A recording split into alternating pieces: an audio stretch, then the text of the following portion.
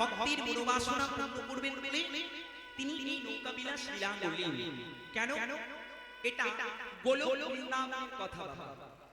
গোলক বৃন্দাবন ভগবানের একটা সখী ছিল, যার নাম হচ্ছে বিরজা সখী।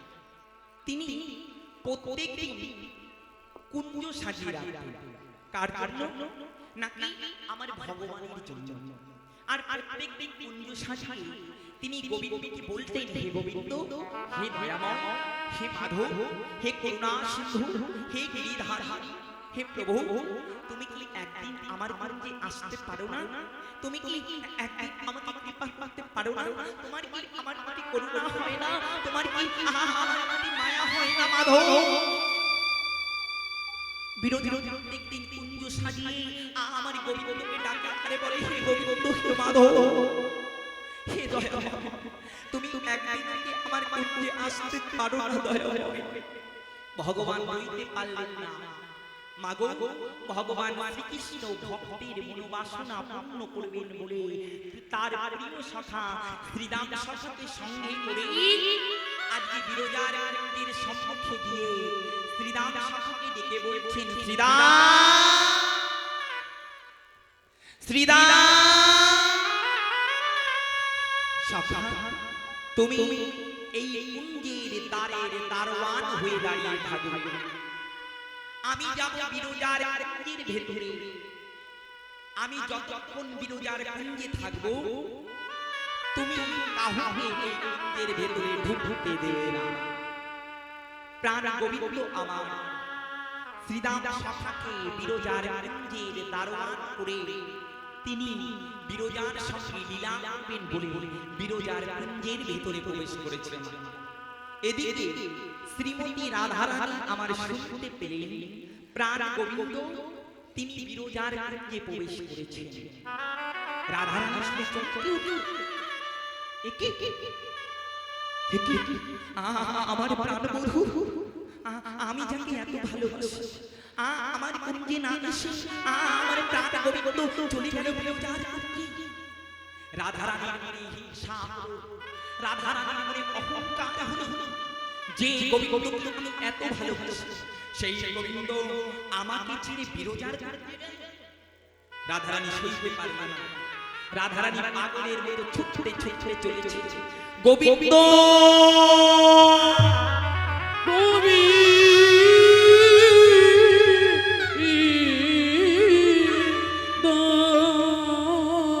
গোবিন্দ, তুমি কোথায়? তুমি কোথায় গোবিন্দ? রাধারানী ছুটছুটেই ছুটছুটেই ছুটছুটেই ছুটছুটেই যেই বিরজার কুঞ্জের সম্মুখে এসেছে, মা দেখতে পাচ্ছে গোবিন্দের প্রিয় সখা শ্রীরাম সখা বিরজার কুঞ্জের সম্মুখে দাঁড়িয়ে আছে। শ্রীরাম, শ্রীরাম, তুমি তুমি তুমি এই কুঞ্জের মাঝে কি করছো? রাধে, কুঞ্জের ভেতরে আমার গোবিন্দ আছে, আর আমার গোবিন্দ আমাকে বলেছে এই কুঞ্জের দারোয়ান হয়ে দাঁড়িয়ে থাকতে, আমি যেন কুঞ্জের ভেতরে কাউকে প্রবেশ করতে না দিই। রাধারানী এই কথা শুনে শ্রীরামকে বললেন, শ্রীরাম, ও শ্রীরাম, তুমি আমাকেও ঢুকতে দেবে না? তুমি আমাকেও ঢুকতে দেবে না? শ্রীরাম আমার বলল, না, আমি তোমাকেও ঢুকতে দেব না। কেন? নাকি আমার বন্ধু আমাকে বারণ করেছে, যেই আসছ না কেন তুমি কুঞ্জের ভেতরে ঢুকতে দেবে না। ও মা, এই কথা যখন রাধারানী শুনেছে, রাধারানী অহংকারে মগ্ন হয়ে শ্রীরামকে ধাক্কা দিয়ে যেই ভেতরে ঢুকতে যাবে, শ্রীরাম সখা বাধা দিতেই রাধারানী মাটির উপরে পড়ে গেল। অমনি রাধারানী চিৎকার করে উঠলেন, শ্রীরাম রে, শ্রীরাম রে,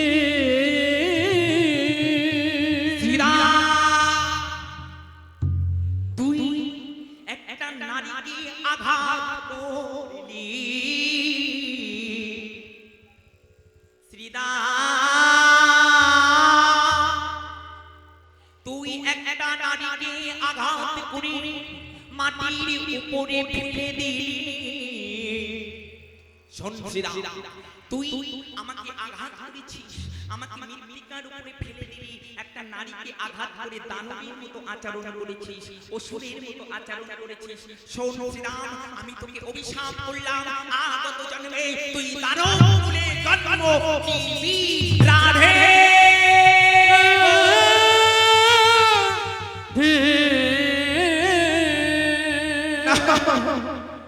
ও গো রাধে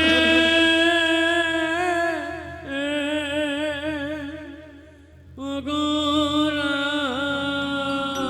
রাধে, তুমি অভিশাপ ফিরিয়ে নাও রাধে। তুমি এত বড় অভিশাপ আমাকে দিও না রাধে।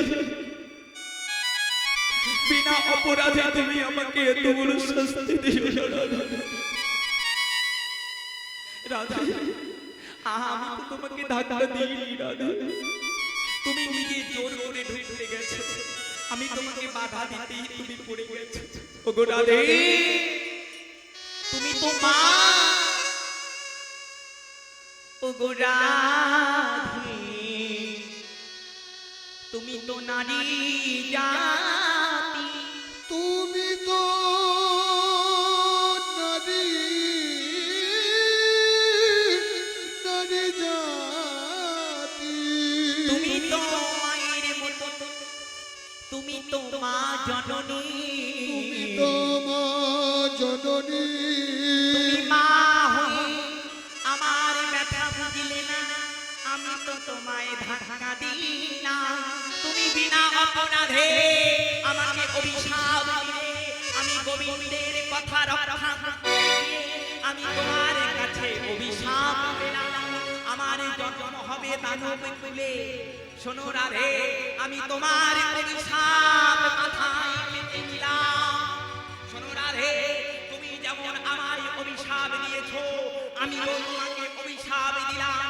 আমি সীতা কৃষ্ণের চরণ সাক্ষী রেখে তোমায় অভিশাপ দিলাম। তুমি মা হয়ে সন্তানের ব্যথা বুঝবে না, আমি তোমায় অভিশাপ দিচ্ছি, তুমি কোনোদিন মা হতে পারবে না। প্রভু গো,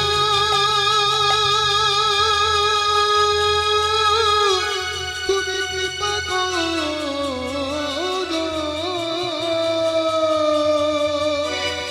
ওগো প্রভু গো, ওগো প্রভু গো,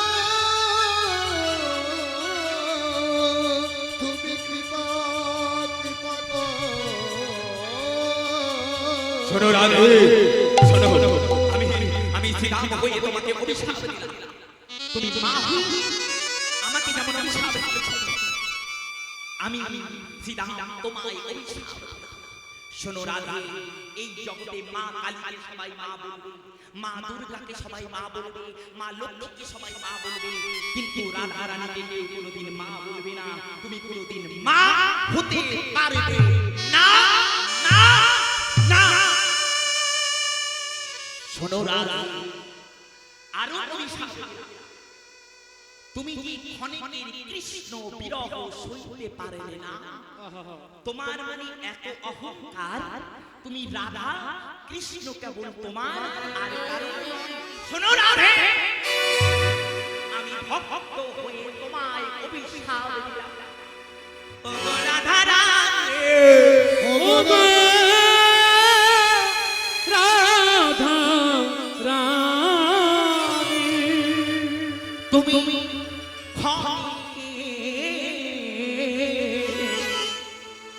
কৃষ্ণ বিরহ সইতে পারো না।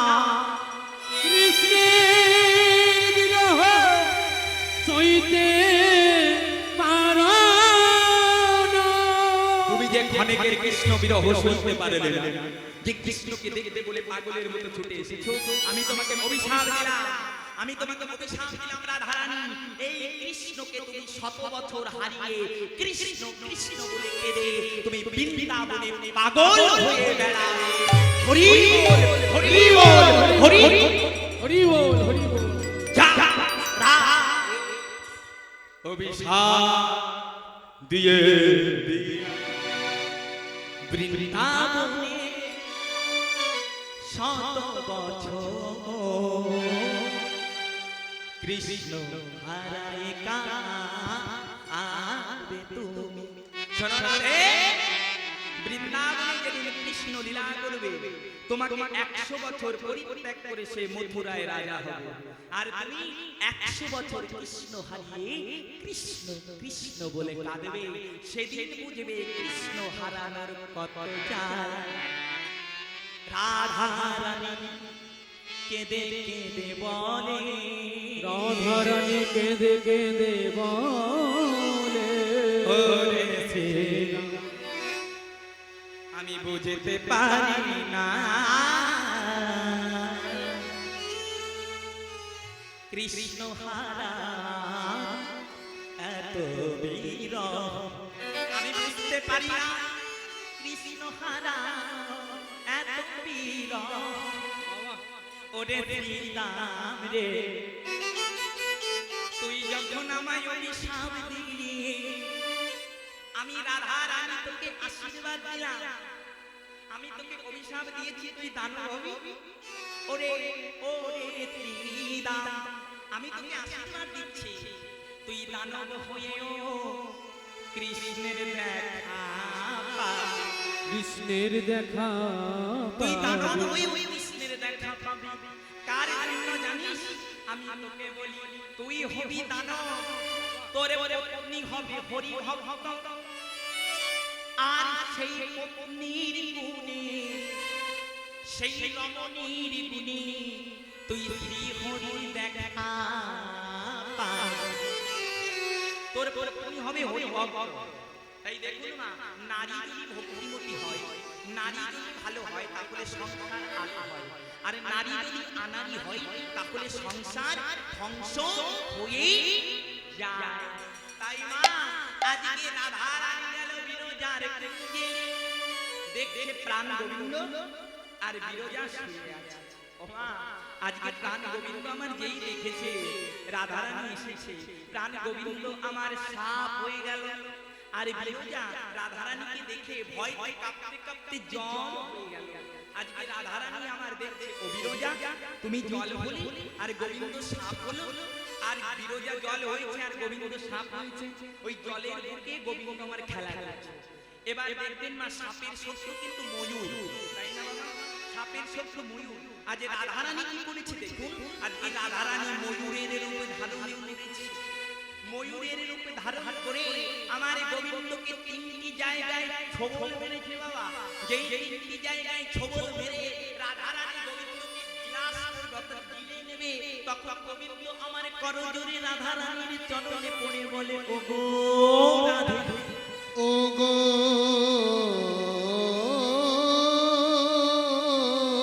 রাধে, আমায় ক্ষমা করে দাও, আমি বড় অপরাধ করেছি তোমার শ্রী চরণে।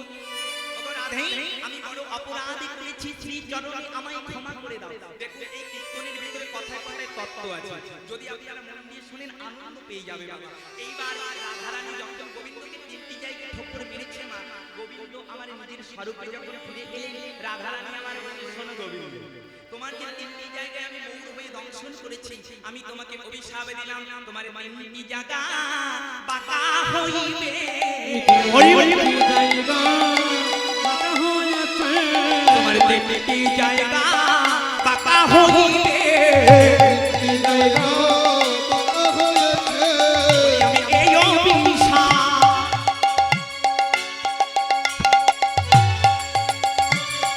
তোমায় দিলাম, তোমার 3টি জায়গা বাঁকা হইবে।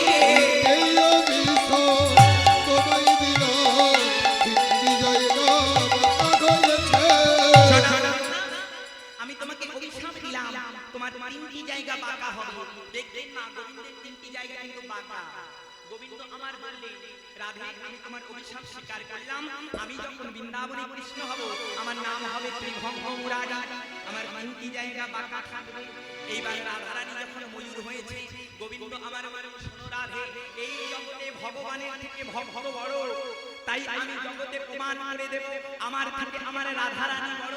এই জগতে যদি কেউ বাঁধিতে পারে, কেবল রাধা রানী আমায় বাঁধিতে পারে। যদি কেউ এই জগতে আমায় ধরিতে পারে, পারে, কেবল রাধা রানী আমায় ধরতে পারে। এই জগতে আমি কাউকে ভয় পাই না, একমাত্র রাধা রানীকে ভয় পাই। যেমন বাবারা মায়েদের ভয় পায়, যেমন বাবারা মায়েদের ভয় পায়, আর রাধা রানীকে আমার গোবিন্দ ভয় পায়। তাই গোবিন্দ আমার বললেন, শোনো রাধে, তুমি যে ময়ূরের রূপ ধারণ করেছো, এই ময়ূরের পাখনা আজ থেকে আমি মাথায় ধারণ করব। দেখবেন আমার গোবিন্দের মাথায় কিন্তু ময়ূরের পুচ্ছ থাকে। কেন? নাকি রাধারানী ময়ূরের রূপ ধারণ করেছিলেন বলে। তাই গোবিন্দ আমার রাধারানীকে ভালোবাসি, ওই ময়ূরের পাখা নিজের মাথায় ধারণ করলেন। এই দিকে ওই যে বিরজা নদী হয়ে গেছে বাবা, রাধারানী আমার বিরজাকে অভিশাপ দিল, শোন বিরজা, তুই যে নদী হয়েছিস, আমি তোকে অভিশাপ দিলাম, তুই বৃন্দাবন যমুনা হয়ে বইবি। তখন ওই বিরজা নদী রাধারানীর চরণ ধরে কেঁদে বলছে, রাধে গো, তুমি তো আমাকে অভিশাপ করলে, আমার মুক্তি হবে কি করে? সেই দিন রাধারানী বলে উঠলেন, শোন, সেই দিন তুই মুক্তি পাবি যেদিন আমার প্রাণ গোবিন্দ তোর পক্ষে নৌকা বিলাস লাগাবে। আর আমি যেদিন ওই নৌকায় উঠবো, যেদিন যুগল মিলন তোর ওই বক্ষের মাঝে আমরা দুজনা হব, সেই দিন তুই এই অভিশাপ থেকে মুক্তি পেয়ে আবার তুই গোলক বৃন্দাবনে ফিরে যাবি।